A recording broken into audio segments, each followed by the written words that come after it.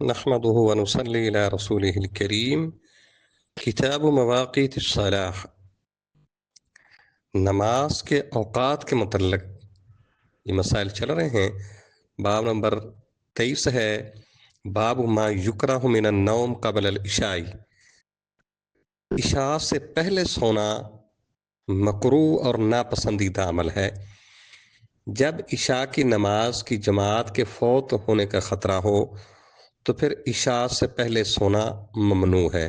اگر کوئی انسان کو جگانے والا ہو، اٹھانے والا ہو، بیدار کرنے والا ہو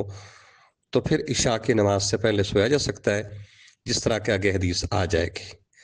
568 نمبر حدیث ہے، امام بخاری رحمہ اللہ استاد محمد بن سلام جن کا تعلق ہے بخارا شہر کے ساتھ یعنی ازبکستان کے ساتھ، حضرت ابو برزہ اسلمی رضی اللہ تعالیٰ سے روایت ہے ان رسول اللہ صلی اللہ علیہ وسلم کان یکرہ النوم قبل العشاء والحدیث بعدہا، کہ رسول اللہ صلی اللہ علیہ وسلم عشاء سے پہلے سونا اور اس کے بعد باتیں کرنا عشاء کی نماز کے بعد اس کو ناپسند فرمایا کرتے تھے۔ اگر علم کی باتیں ہوں تو اس کی دلیل پیچھے کتاب العلم کے اندر گزر چکی ہے، ویسے عشاء کے بعد فضول گپے لگانا یہ درست نہیں ہے، چونکہ رسول اللہ صلی اللہ علیہ وسلم کا عام معمول یہ تھا کہ جب تیسری رات کا چاند غروب ہوتا ہے نا، اس وقت عشاء کی نماز پڑھتے۔ ہمارے تو بڑی جلدی عشاء کی نماز ہو جاتی ہے، یعنی ایسے سمجھ لو سورج کے غروب ہونے کے کچھ 3 گھنٹے کے بعد بندہ عشاء کی نماز رسول اللہ صلی اللہ علیہ وسلم پڑھتے تھے۔ اب اور اس کے بعد واقعی بات صحیح ہے، باتیں کرنے کا ٹائم نہیں ہوتا، انسان سو جانا چاہیے بس۔ یہ ہمارے دور میں بڑی جلدی عشاء کی نماز پڑھ کے پھر بعد میں گپے لگانی ہوتی ہیں۔ اس کے بعد اگلا باب نمبر 24 ہے، باب النوم قبل العشاء لمن غلب، عشاء کی نماز سے پہلے جس پر نیند کا غلبہ آ جائے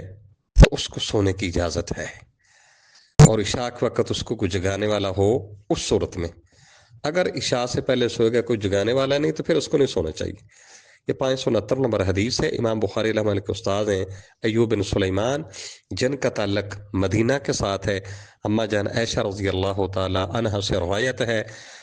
قالت آتنا رسول اللہ صلی اللہ علیہ وسلم بالعشاء، کہ ایک رات رسول اللہ صلی اللہ علیہ وسلم نے عشاء کی نماز میں تاخیر کر دی، حتی ناداہ عمر الصلاۃ، یہاں تک کہ سیدنا عمر رضی اللہ تعالیٰ نے آپ کو بآواز بلند کہا کہ اللہ کے نبی نماز، نام النساء والصبیان، عورتیں اور بچے سو گئے ہیں۔ فخرج رسول اللہ صلی اللہ علیہ وسلم نکلے، فقال فرمایا ما ينتظرها احد من اهل الارض غیرکم، تمہارے علاوہ اہل زمین میں سے کوئی اس نماز کا انتظار نہیں کر رہا۔ تو کہتے ہیں، وہ راوی کہتے ہیں لا تصلی یومئذ الا بالمدینہ، ان دنوں مدینے کے علاوہ کسی اور جگہ نماز نہیں ہوتی تھی، یعنی شروع اسلام میں یہ مسئلہ تھا۔ قال فرماتے ہیں وکان یصلون العشاء فیما بین ان یغیب الشفق الی ثلث اللیل الاول، تو نیز صحابہ کرام رضوان اللہ علیہم اجمعین عشاء کی نماز شفق غیب ہونے کے بعد رات کی پہلی تہائی تک عشاء کی نماز پڑھ لیا کرتے تھے، یعنی سورج غروب ہو اور فجر کی اذان تک۔ یہ اس رات کو کاؤنٹ کرنا کتنے گھنٹے بنتے ہیں، 3 حصوں میں تقسیم کر کے پہلا حصہ کتنے گھنٹے بنتا ہے، 2 یا 3 یا 4 جتنے بنتا ہے، ہاں جی اتنی دیر تک اس کے اندر نماز پڑھ لیا کرتے تھے۔ اب اس حدیث کے اندر چونکہ رسول اللہ صلی اللہ علیہ وسلم نے بعد میں لوگوں کو جگا لیا تھا تو اس میں اجازت ہے، اگر کوئی انسان کو جگانے والا ہو عشاء کی نماز کے لیے تو پھر عشاء کی نماز سے پہلے بندہ سو سکتا ہے۔ اگر کوئی جگانے والا نہ ہو، جماعت کے فوت ہونے کا خطرہ ہو،